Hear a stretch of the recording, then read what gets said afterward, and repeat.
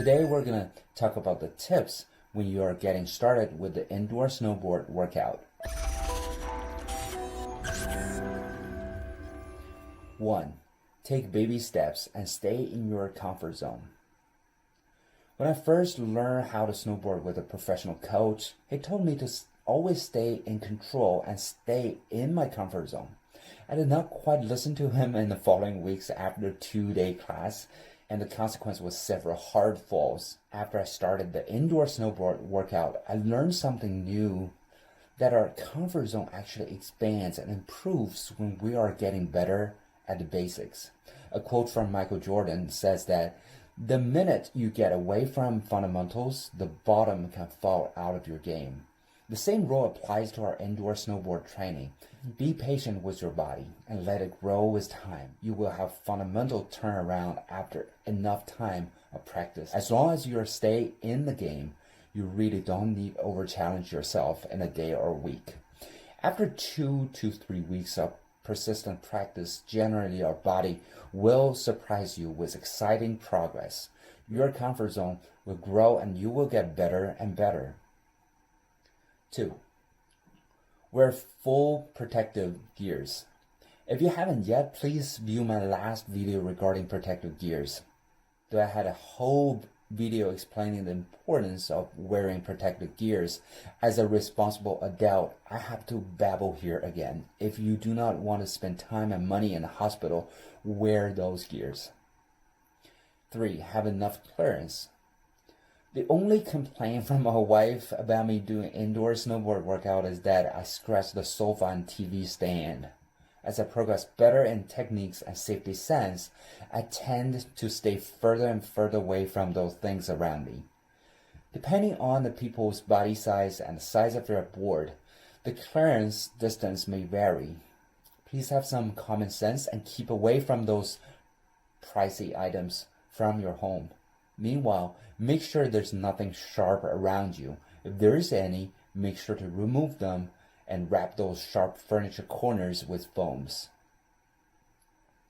4. Train one trick at a time.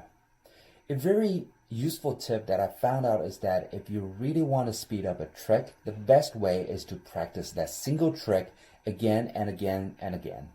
Noted with the correct motion and techniques. Repeating one trick correctly will reinforce your muscle memory so that when you have mastered the trick, you don't need to think about it anymore and your body will do as it should be done. A bad practice is to repeat a single trick without the correct techniques. By doing this, not only you will waste a lot of time getting to the goal, but also you will memorize the wrong posture and maneuver, which is even hard to correct afterwards. Please note that incorrect maneuvers will also introduce safety risks both indoor and when you're on a mountain. 5. Persevere and have fun.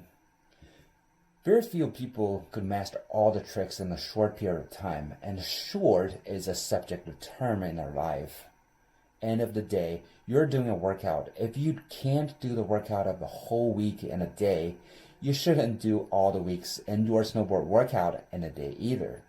One of the most important goals for workout is to improve your health. So, in the same way, treat the indoor snowboard workout just as a workout, also a fun workout. Everything else will be byproduct of it. 6. Buy a shoe dryer. Just like any other workout, you will sweat and the sweat will soak into your boot and it will stink. Unlike most times when we're riding on the mountain, you could do the indoor snowboard workout much more often than on the mountain. For most people, at least that's the case for me. I highly recommend to buy a boot or shoe dryer such as this one I put to the description section.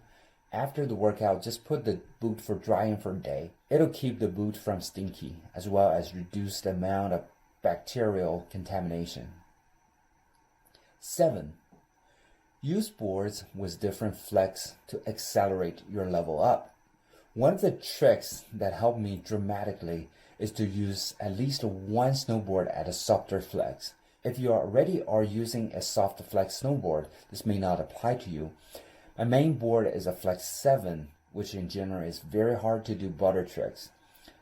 I bought another medium flex snowboard and yet another very soft snowboard when I was doing the indoor snowboard workout. Turns out that the soft flex board could help me to get a technique level so much faster and easier than a stiffer board.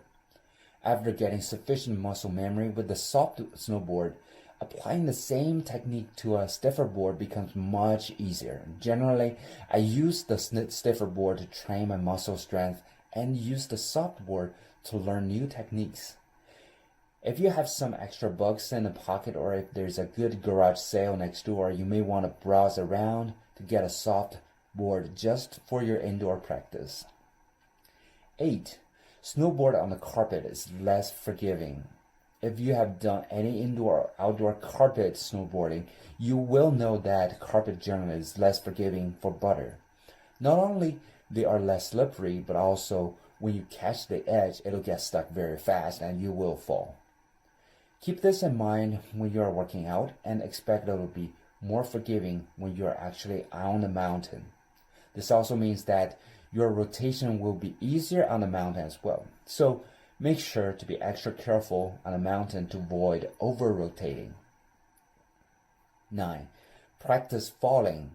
It is very, very important to practice how to fall, especially when you're a beginner or intermediate level rider. Falling in the correct way will prevent you a lot from severe injuries.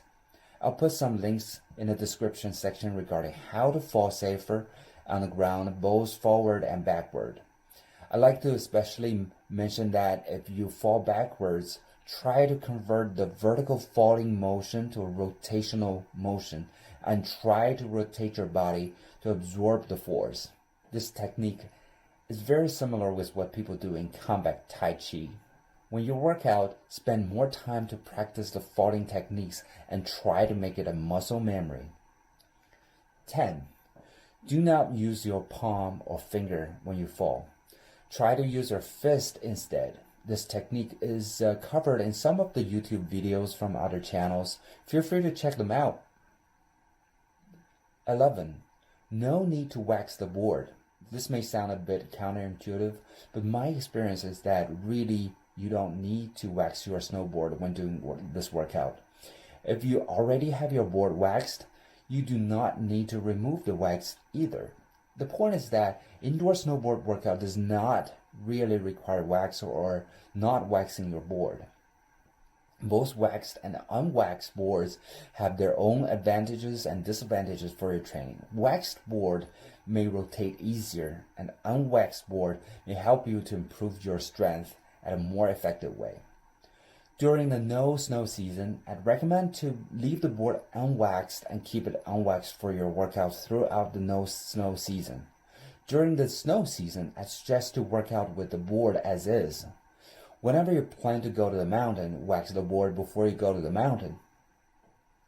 12. As a training board. I do not recommend to use as training board for this workout. I have used the Snowboard Addiction training board myself at home for jumping and park techniques, and it indeed is an awesome training tool. However, this does not apply as much for butter tricks.